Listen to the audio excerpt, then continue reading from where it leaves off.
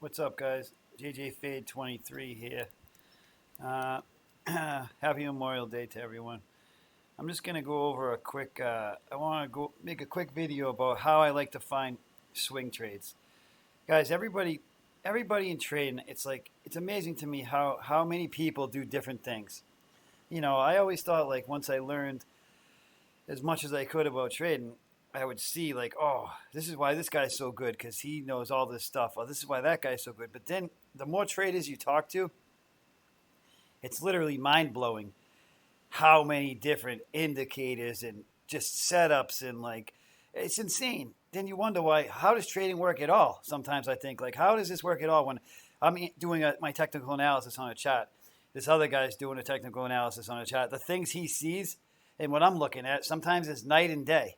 And it's like, holy crap, they both may work. Or maybe only one works and one doesn't. But sometimes it amazes me how any of it works because people's eyeballs looking at the market, looking at charts is just, I compare it to like looking at girls. I think this girl's hot. You think that girl's hot. I think this girl's hot. You think that girl's ugly. That's the same as charts. I look at it, I see, ooh, that looks amazing. You look at, I don't really like this, that, and that. So for that reason, that's why trading is like all about risk reward and just you understanding how your system works with whatever system you decide to build.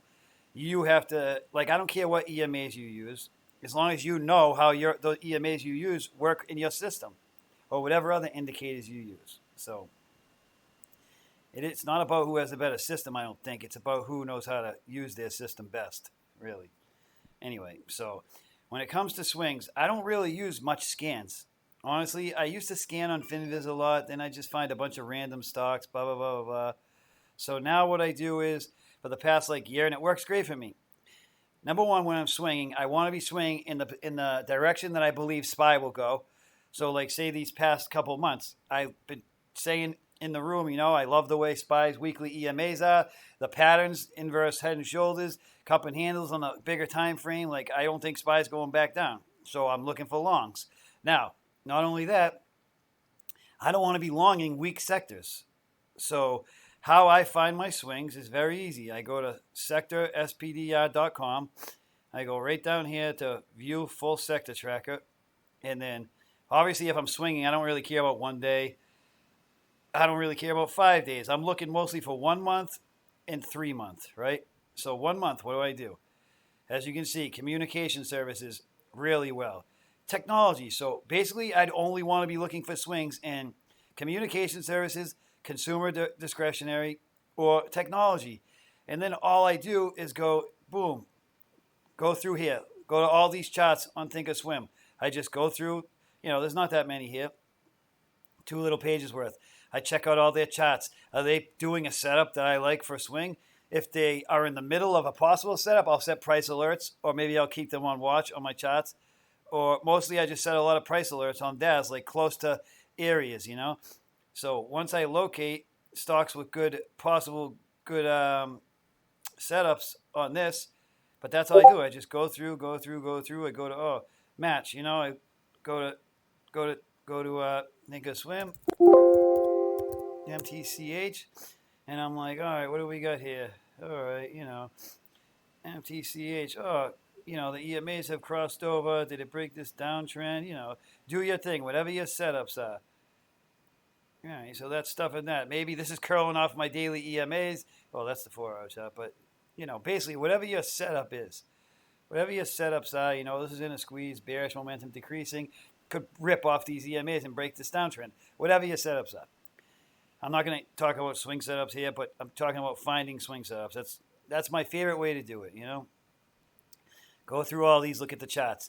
Starting with the leader, of the technology. Basically was the leader these past, as you can see, the past couple months. 3 months here.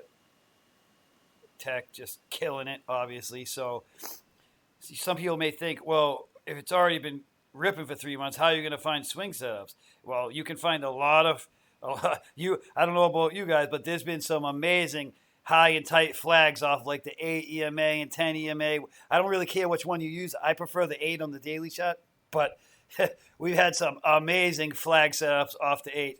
Netflix, friggin', there's been so many, I can't even, AVGO, there's been like insane flags off the 8, like, or 10, whatever EMA you use, they're only pennies apart on the daily chart. But, you know, you catch one of those flags high and tight after a strong move and a quick pullback, those things can go to the moon. I mean, let's look at this real quick. AVGO, look at this. Breaks out of the range, quick pullback to the 8 EMA, boom, blast off. Netflix, look at this. Breaks out of the range, strong move off the 2134, boom, pulls back to the 8, blast off. This is like one of my favorite things on strong stocks. There's been so many, though, it's like crazy. But so that's all. So you're basically going into here, right? Say you go into technology, right?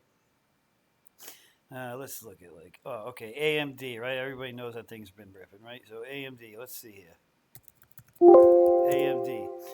So what do we got? Let's say AMD. I see AMD like right here. Let's say I see AMD right here, or I see it right here, making a strong move off the 8. Okay, now I'm looking like, ooh, is that going to pull back to the 8 and flag and go?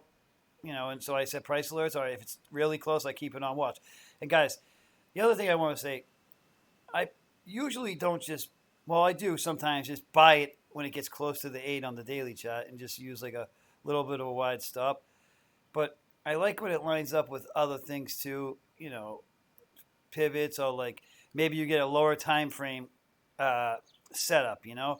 Ideally, maybe you get a flush intraday towards the 8 EMA on the daily chart. Or, you know, I'm using the 10-minute chart a lot. You know, maybe you get like a squeeze like this intraday, and you know the 8 EMA on the daily chart is right here. You know, so you're thinking, okay, it's right at the 8 on the daily chart. Is it going to flag and go? Well, let's see. And then you catch an intraday setup like this little bull flag squeeze, and then the EMA's on the 10-minute chart turn back over, and then it's like, okay, that's how I like to do it. So, yeah, what was was another great example? TSM was another sick one. Look at this.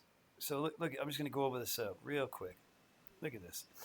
This thing like broke out of this downtrend, makes a strong move, pulls back. No, not only did it pull back to the 8, but it was like 1, 2, third day down, gaps down, and then goes into a squeeze all day. Like crazy. Look at this. Look at this. It couldn't break down anymore. It's sitting right at the 8 on the daily chart in a squeeze.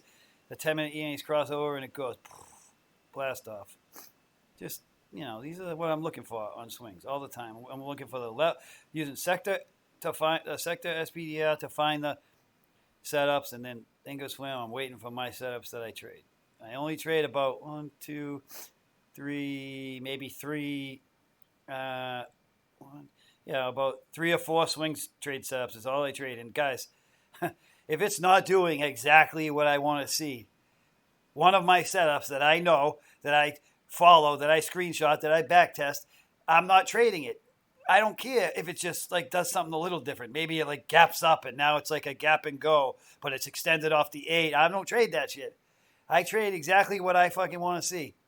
And I recommend you guys find your setups, create them, build them, and only trade them.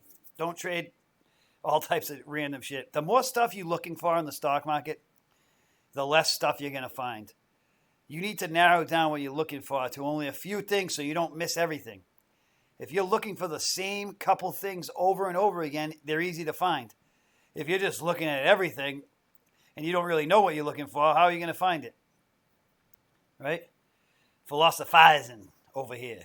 No. Anyway, yeah, so that's pretty much it. But I like to, you know, that's how I do it.